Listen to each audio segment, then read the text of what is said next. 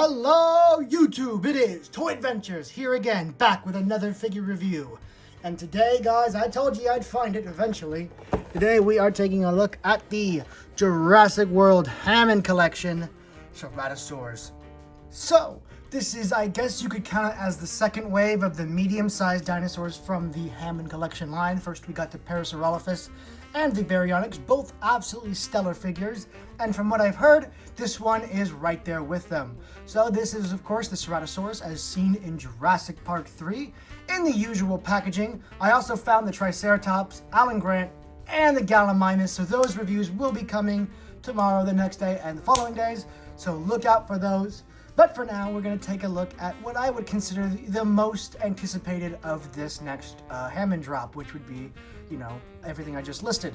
So, as we can see, it is the same packaging as before, just this nice embossed black Tyrannosaurus Rex skeleton with the Hammond Collection logo and like bolted cage type of packaging with the open window showing the Ceratosaurus off, looking very nice. Take a look here at the back. We have the Jurassic Park 3 logo, an embossed version, a picture of the figure itself, and it says Ceratosaurus. An unfortunate stench left by the Spinosaurus, its poop, turns out to be quite unfortunate for Dr. Grant and the others when they come face to face with the Ceratosaurus on Isla Sorna. Not very, dangerous because it just kind of sniffed the poop, nipped at it, and left. Didn't really threaten them at all, wasn't really a threat whatsoever, but it was nice to just throw it in there. Hey, look, here's another dinosaur on the island. This side, we have a nice little image, kind of graphic of the actual figure itself with the Jurassic Park 3 logo down there. That's one thing I love about this line, is it doesn't just throw everything under the Jurassic World logo. Each figure will have its respective movie up in the corner, which I really love, because, they're finally acknowledging that it's not all Jurassic World, there are Jurassic Park, and they are objectively more popular with more fans. Obviously, Jurassic Park is Jurassic World is more popular now, but with fans, I don't think it'd be a stretch to say that people prefer the Jurassic Park era over the Jurassic World era. So, anyway, that's it about the box and rambling. Let's go ahead and get it out of the box.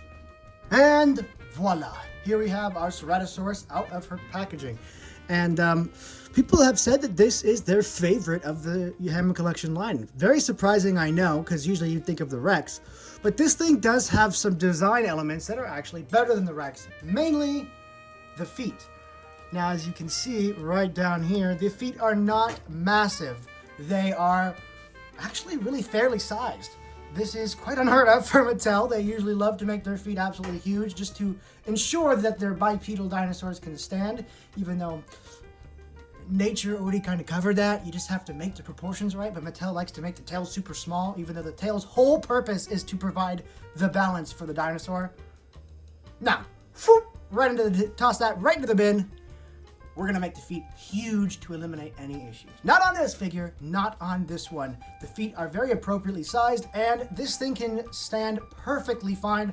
I've seen posts where people are literally having this thing stand on one leg. Mattel, you do not have to go through the issue of making huge legs. It just makes it easy for you. It's a cost-cutting, it's not a cost-cutting, but it's like a shortcut, whereas if you just engineer proper legs of the proper size, it would work just as good and look twice as better.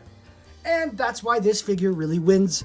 And I can agree, I can see why. I still like the Hammond Collection Rex more because I'm a big Rex fanboy, but this is a definite second favorite just by the looks of it, and I haven't even really got to mess with it too much.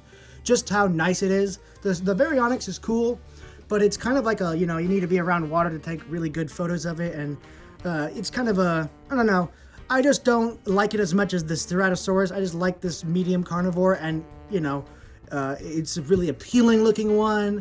The Ceratosaurus hasn't really been done too much justice until Jurassic World came around. Even then, we just got the Roarboars.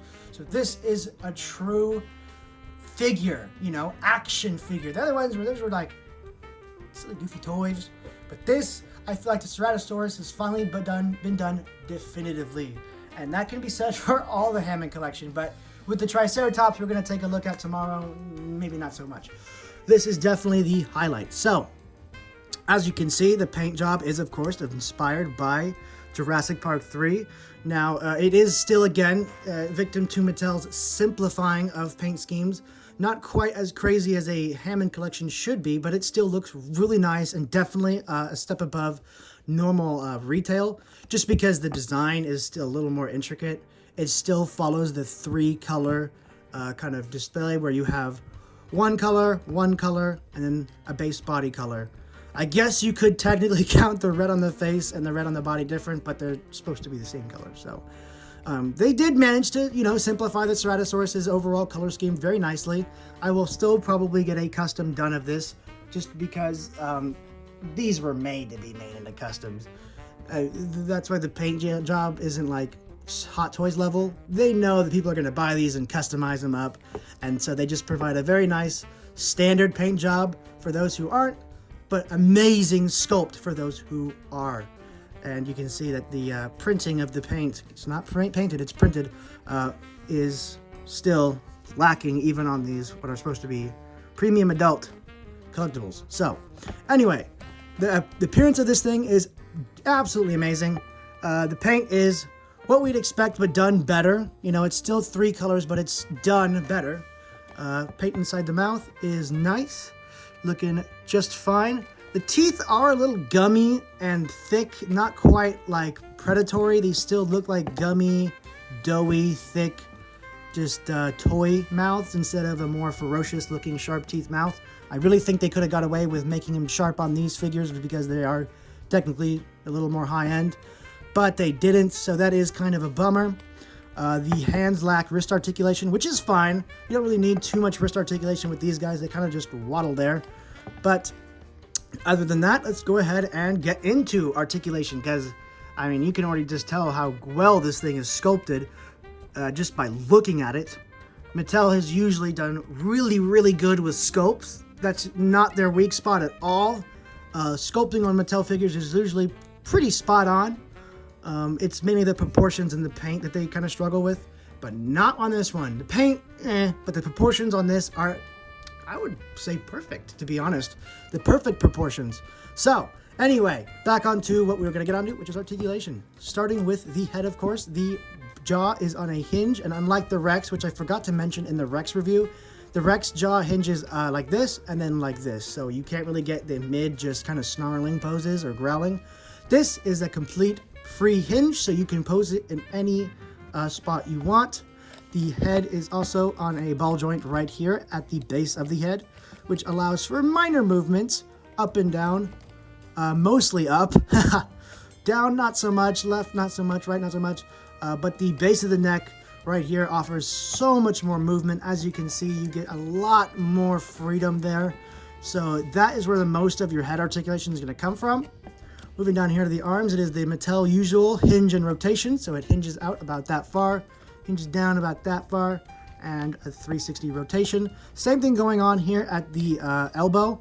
Full rotation, hinges up about that far, down about straight. So plenty of articulation you're going to need in the wrists. Everything you're going to need is there. Moving down here to the legs, it moves out and in, and it is a little stiff with the articulation. Some of these Hammond collection dinosaurs are, but you do get 360 movement. And the legs are, again, 360 hinge, rotation 360, and the hinge goes up about that far and can bend in at a respectable angle. Not quite as much as the Hammond Rex. And then you do get a hinge and rotation both here at the ankle, and I guess they should call this the shin. I'm not entirely sure. But you rotate that 360, can bend in there. You get a lot of movement going back, so you can hit those running poses. And even more back. So you can just tell how crazy the leg and foot articulation is on this guy. They wanted to make sure that the feet were going to be fair-sized, that you could pose them to make sure it can stand. I hope this is them test trying small feet and that this will be a trend, because well, you guys might be able to fix that for the Bull Rex release, hopefully. If you guys do a Bull Rex. Please do a Bull Rex. Anyway, down here to the tail, it is a rubbery tail, not quite bendy wire. Actually, maybe, yeah. I think it is like a kind of a weak bendy wire, not quite as bendy, but definitely a bendy wire. And, of course, the rotation for where you plug the tail into. So, that is it for the articulation. You are going to have no issue hitting poses with this guy, and pretty much any pose you need will be obtainable, more or less. Maybe not the super crazy dynamic ones, but for a standard dinosaur pose, you will have no issue getting what you want with this thing. It's really nothing, doesn't need to be said that if you're into Jurassic Park, you're definitely going to want to pick up the Ceratosaurus. Whether you're a Ceratosaurus fan or not, this figure might just make you one. It's kind of making me one. But before we sign off, of course, there is no tag thing, thank God. Before we move on or end the review, let's go on to size comparisons. How well does this size up, and how does it compare to previous Ceratosauruses? I don't have the Hasbro one, I only have the Mattel ones. So let's go ahead and compare it to the Rex and a human. Alright, so starting us off, we're going to do a standard human. I know this is not a Hammond collection human, but they are the same size, Hammond collection and regular humans, so don't have to worry about that. They're the same exact size. So, yep, that seems about right. According to my JPOG knowledge, for those of you OGs who remember that game, come on, you guys gotta remember that game. Anyway, moving on to, of course, Mattel's first foray at the Ceratosaurus. Now, this is more of a comparison of quality rather than size. There is no comparison. Look at, it's like without makeup, with makeup. I mean, geez, this thing was super nice for its time compared to what we got from Hasbro, but now looking at this thing is hideous. Oh my God. Oh God, look at him. Look at that. Ugh. Yeah. Suffice to say, you will not be seeing this guy in movies anymore. Maybe as a background role, but even then, there's a new Ceratosaurus in town. And, well, here's how they compare in size. They don't compare in size. Mattel said, hold my beer.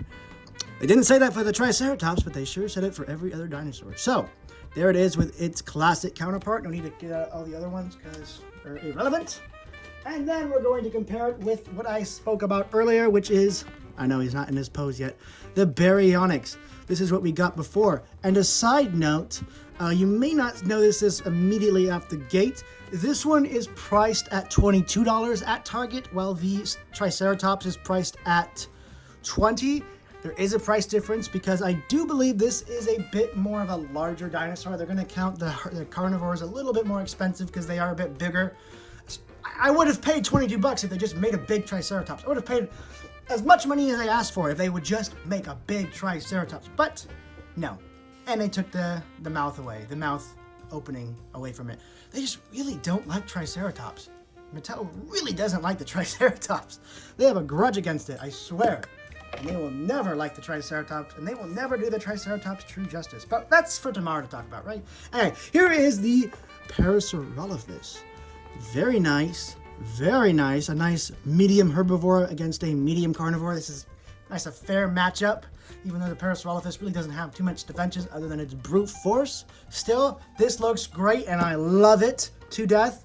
The 7-year-old in me is absolutely ecstatic over these posable dinosaurs. Now, before we move on to the big queen herself, we're going to take a look at a Sorna vehicle, because we got to take a look at vehicles too sometimes. This looks absolutely awesome together, and with this background, you already kind of have a scene going on. You don't really have to pose this thing. You just need to put something next to it, and it just looks like a natural dinosaur. Of course, the posing helps, you know.